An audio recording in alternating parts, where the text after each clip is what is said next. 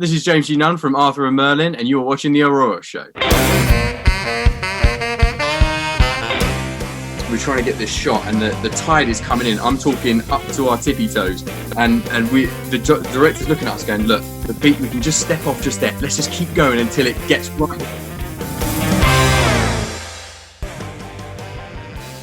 Arthur and Merlin, Knights of Camelot, coming out July the 13th. James G. Nunn going to be playing Tristram.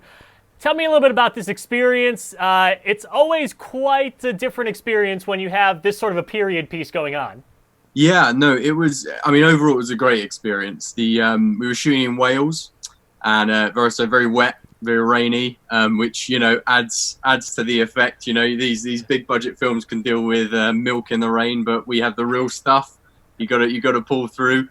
But we had a great team. The producers, Lucinda and Jeet, I worked with them before on a Robin Hood film, so similar sort of period piece, and they really know what they're doing. They know how to use a budget. I think that's the main skill when you're dealing with independent film, is know how to use your budget. And you haven't got a ton of money to throw around and make that many mistakes, and they know how to build a budget. And the director, Giles, again, great innovative filmmaker, knows what he wants, knows what he's doing, knows how to use limited resources and get what he wants. So great experience. And yeah, look, you know, you're running around in a forest with swords and horses. Who's not going to want to do that? You know, people pay to do that, so getting paid to do it. It doesn't get much better than that. That's kind of the dream. Dude, like, you know, when you're sitting there in you know, acting class, you're going, oh yeah, I'm going to really do this. I want a sword, I want a horse, I want to run at somebody. That's what I want to do, all right? So, you know, what are you going to do? It's been a busy couple of years for you. 3 movies in 2019, 4 movies in 2018. Where did this journey begin for you? When did you know you wanted to start full-time pursuing acting? You know what? That's such a. I know that when people ask that question to me, they have great answers, and it's like, you know, I saw this thing and I was really inspired. For me, it was the only thing that gave me the kick that I wanted. It started in school, I guess. That, you know, I was an okay student. I was a good student. You know, various things it was all sort of okay. And drama class was really the only thing that it just gave me an adrenaline kick. And I thought, I have to do this. You know, right. I can't imagine not having this sort of hit. You know, I guess it's like when you know, drugs. It's the same thing. You know, when you get that hit, it's really hard to replace it with something that doesn't give you that that sort of spontaneity. And my journey started in stage and theatre, and that's still where I feel most at home, is stage and theatre, because, you know, it's alive and it's just a big game of make-believe. You know when you're a kid and you're playing with your action figures and whatnot, it's that on a grand scale. You got 100 plus people looking at you going, yeah, I really want to believe you're a dragon, or I really want to believe this thing, and they're playing with you. And that's the thing. On a film set, bit different, because you got, you know, 30 guys looking at you with a sandwich thinking, hurry up and say his arms, I want to go home, like it's raining, let's get this thing rolling. But no, that's where it started, really. It is that kick. And I remember the first show I saw was Phantom of the Opera. I think you have that on absolutely as well. And that was the first show, and I didn't really see shows. It wasn't really a thing that was in my life. And I remember watching that and thinking, they've created a world in front of me, and I was somewhere else for an hour and a half. I was somewhere else, and I want to do that. Whatever it is they're doing, I want to do that. Now, I can't sing or dance, so not that one in particular, but, you know, when I get as close as I can to that. But yeah, that's where that came from. It's just make believe. That genuinely, that is the whole thing. I never grew up. I like to play. I like to be different people, and someone wants to pay me to do it. Hurrah. And what a way to start watching theater, too, because The Phantom of the Opera, one of the greatest plays of the last, you know, century, really, that was one of the first plays that I saw live that I thought, really? Oh my gosh, this is amazing. You know, the special effects that you can put into that sort of a play, and just the story that they tell in it. For you, when you tell a story, how do you prepare yourself for a role? Like, what is your process? Is it something that you dive into for a while, or is it something that you can just click right into?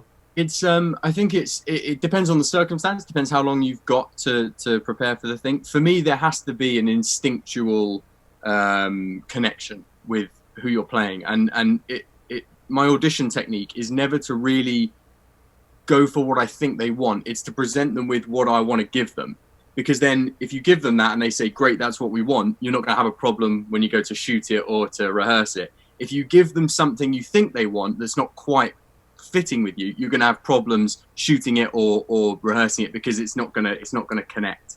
So for me, there has to be an instinctual sort of connection with the character or the story. And I like to do this thing of, I don't particularly buy into the technique of using my own sort of experiences and things like that. I like to build the character from the outside. I would go, what is this guy doing? What does he eat? What does he like to do? Da, da. Build him up there, then step into him and play him. And then I step out, and I leave him alone. I don't particularly like to let them live within me. I find that harder to, just for me, it's harder to play with them on set. It's harder to because I'm playing with myself. Then I'm making myself, I'm wrapping my own feelings up in it. Whereas if I step into them, I can make them do anything I want. And if I step out of them, again, me and the director can have a look and go, what if you did this? And I can go, let's try it. I step back in and let's do it like that. So for me, it's a more freeing way to do it than to intermingle it with myself. But it's a purely, that's not a professional critique of anyone else. That's just for me. Our third Merlin, Knights of Camelot, coming out July the 13th. When you look at this film as a whole and what everything that, it came together, there's so many pieces that go into creating something like this. As you mentioned, there's going to be the guys eating the donuts that are going to be selling you, get your lines out, get it done, especially on a project like this. What will you remember most when you look back at this project and the time that you spent on set for a project like this? You know what? It's what I liked instinctively as well about the script. Everyone knows the Arthur Merlin sort of tale. They know the sword and the stone and stuff like that. And when Giles was talking to me about it, he said, imagine Arthur a lot older, and he's done with it. He's done it for so long, the responsibility, everything, and he's just done with it. And he's got an absolute bender in France, and he's got all of his mates there with him. Why would they ever come back? What is there to do? Anything like that? And for me, the connection we built with Arthur and the knights that we had, it was a great group of guys, a great cast, and the crew. That connection is what drives the film, and that is what I will remember. We still talk to each other. We still got a great. I remember it was first or second day we were all there, and we were all sitting in this tent, pouring down with rain, waiting to shoot.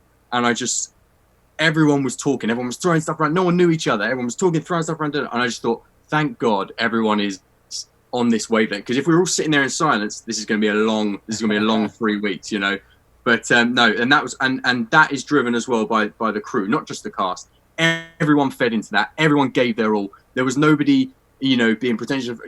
This is too much. I'm doing this. I'm going home. Everybody drew together. I went, listen, should we stay a bit longer? Should we try and get this shot? I remember one time we were on a beach, and we were trying to get this shot, and the tide is coming in. I'm talking up to our tippy toes, and the director's looking at us, going, look, the beach, we can just step off just there. Let's just keep going until it gets right, and we'll go.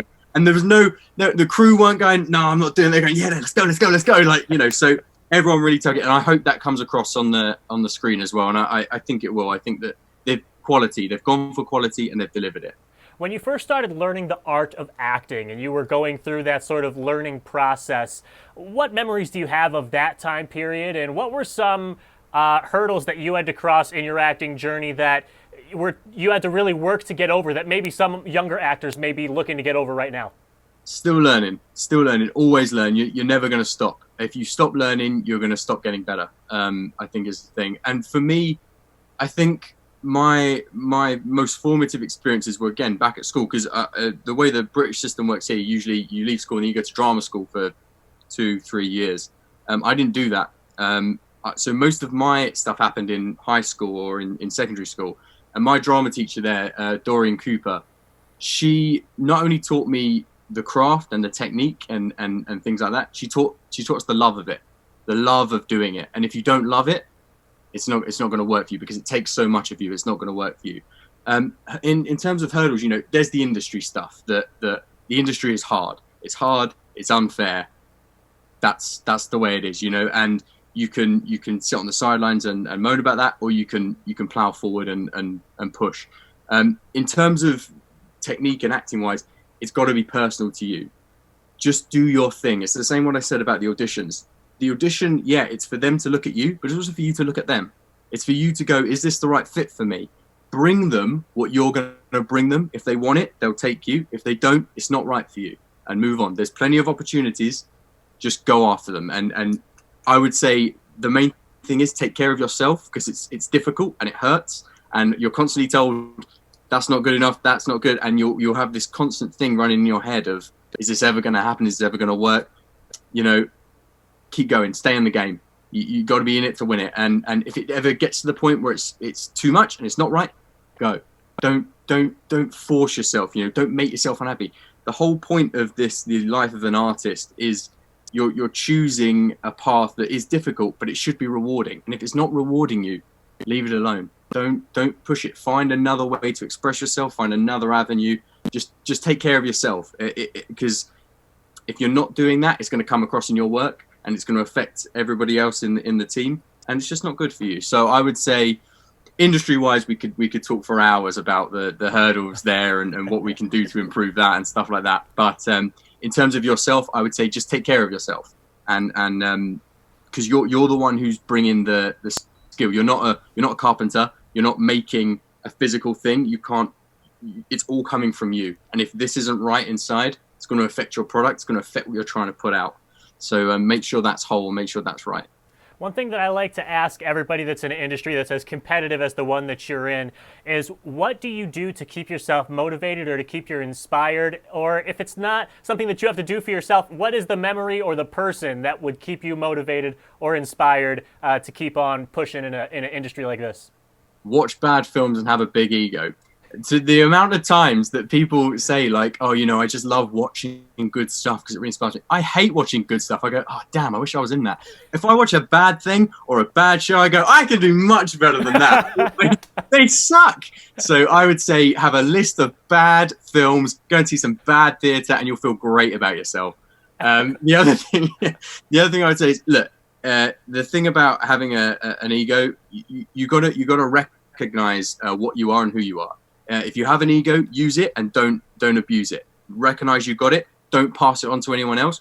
No one needs to put up with you. You're not the most important person in the room. But if you've got one, use it to push yourself forward. Use it to, you know, keep going, keep motivated.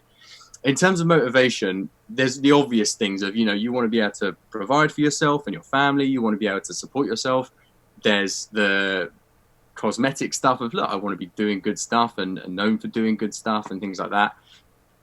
But I think the primary motivation with something like this has to be the art. Are you creating something you want to create? Are you expressing something you want to express? Because, you know, you can, it's the same, I go back to it, you can give somebody what they want, and if it's not what you want to give them, it's hollow. It's going to hurt in the end. So make sure you're giving out what you want to give out. And if you change what you want to give out, change it. You are your boss. You are in control. So make sure you take the control. There's not much control in this industry that is given to you. So take it. Take yours. I can give you what I want to give you. If it's not right for you, we'll step away. We'll work together if it is. But I would say motivation-wise, there's all of that stuff. But, you know, eyes on the prize.